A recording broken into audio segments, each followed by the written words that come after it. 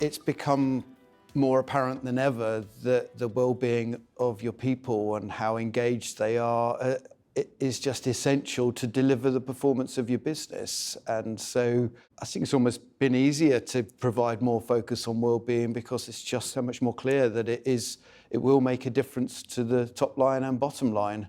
The pandemic has been a very acute time for those with low financial resilience, which is, 60% of the UK population.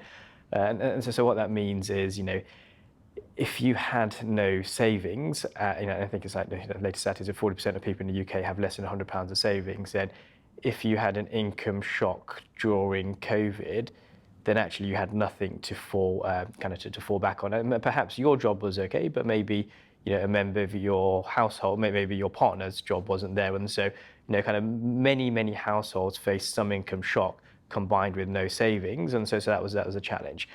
For others, they might then just go out and get more work, but clearly in COVID that wasn't possible.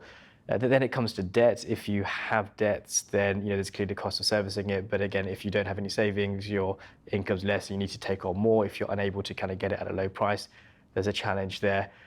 One of the things COVID did is really make people realize that no one is resilient. A lot of people are into their fitness, eat well, think you're really healthy, you're young. But the reality is it made everyone realize that there are people dying en masse. There are people getting really, really ill who thought they were quite healthy before.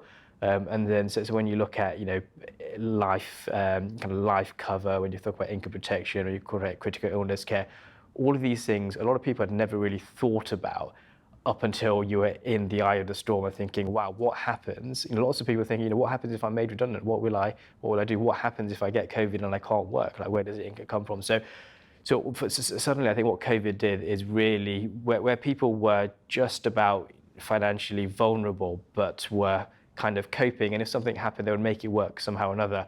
COVID really took out all of those things for a very long period, and I think it's really made people think that unless you have savings, unless you have the ability to borrow if you need it at reasonable rates, unless you have protection, unless you're investing in your future, you just cannot. It doesn't matter if you're young, healthy, whatever, you just cannot bank any of those things, and you just need a level of resilience. And what my hope is as we come out of this, people don't automatically forget, people don't automatically think they're invincible. This is something we're going to do a different day. But we start to think about savings, we start to make sure that we have good ways in which we manage debt, we start to think about protection, because it's the only way. If another pandemic comes, which what's to say it's not, then actually people are better prepared next time. And then I guess the other thing it did, of course, is just highlight the inequality gap.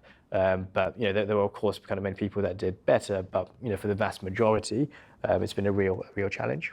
If as an individual, your employer is helping you in multiple parts of your life to be financially, emotionally, physically well, and then really looking out for you, that creates the environment through which you can perform, because you have less stress and be more productive and be more creative. But it also makes you want to perform for your employer because you're grateful to them. Like the original salary finance story is, I won't repeat it because I've said it a few times now, but I have 2 children, we have a nanny. The reality is she was in lots of debts. We paid off our debts for her with an employee loan. We collected money from her salary to repay it.